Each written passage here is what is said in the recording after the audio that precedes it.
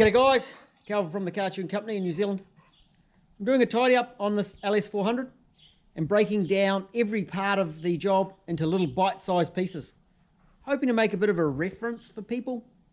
So if they're doing a job such as this, I can refer on videos in individual pieces. So just little bite-sized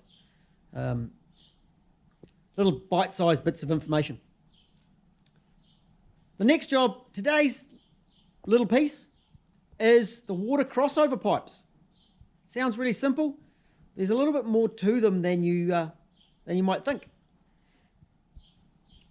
Really simple thing, and what I'm seeing these days is often overlooked and a potential failure point with a potential water leak. Let's get into it and have a look.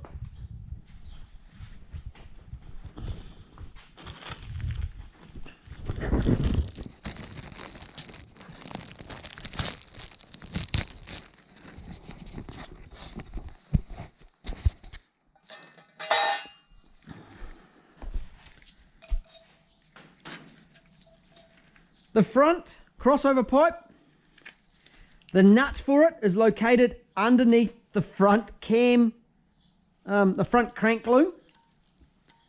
So that makes it a little bit difficult to just pop it off if that loom is in place because of the plastics. So it's quite a job to get that out. It's stripped the cam belt, which is a pain to get at that front crossover pipe. So I really recommend doing it when you're doing your prep. Water temp sensor, EFI temp sensor. Let's look at it. See, it's discolored, looking crappy. Now this is actually a really interesting sensor for me.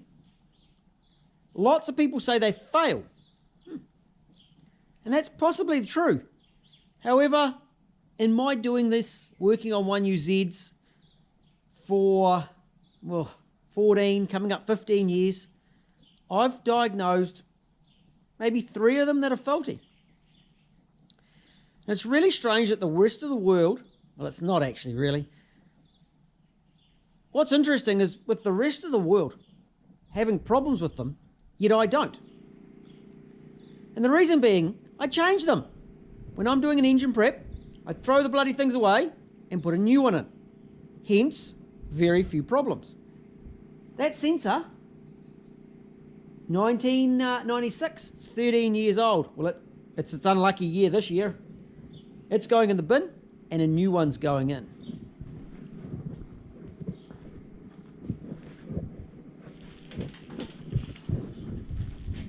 So I have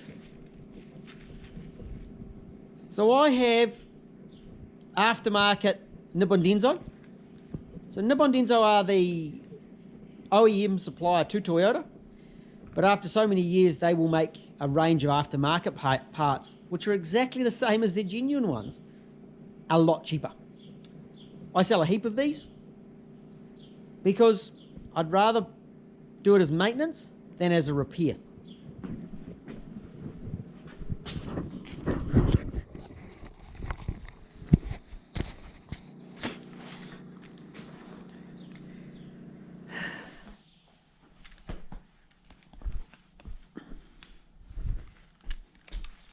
Right, let's rip this cover off. Let's wipe this crossover pipe off. I've already got the back one loose.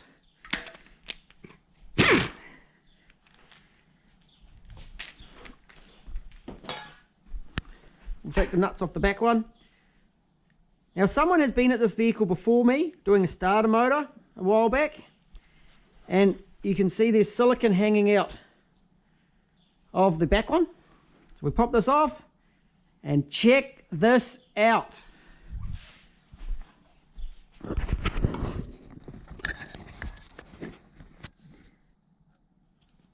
The rubber O-ring does not exist in here anymore.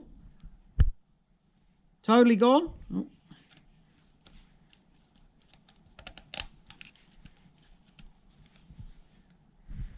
That is amazing.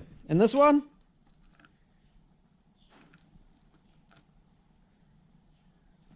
stuffed. Let's check out the front one.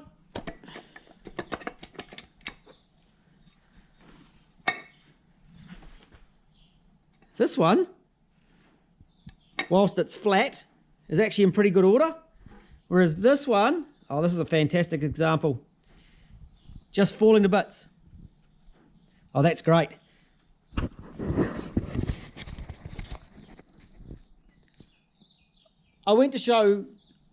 Recently I went to do a video and I went, hey, these gaskets are going to be stuffed, and they're actually some of the best I've ever seen.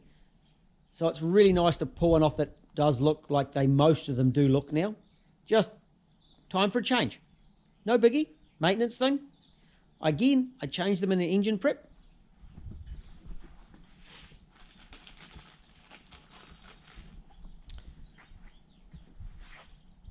Four little gaskets, well worth changing when you're doing your engine prep.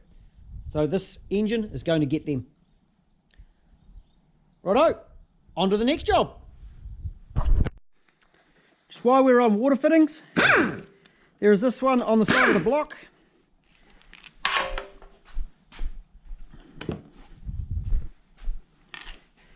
I recommend just popping that off and checking it. I see quite a few of them get a bit of a leakage from here. It's actually not normally from the cover itself. It doesn't want to come off. I think this one might have been a good one. That one's was really well sealed on. Often it's through here and out the bolt. So I'll just give that a clean, pop it back on, and then I know it's going to be good.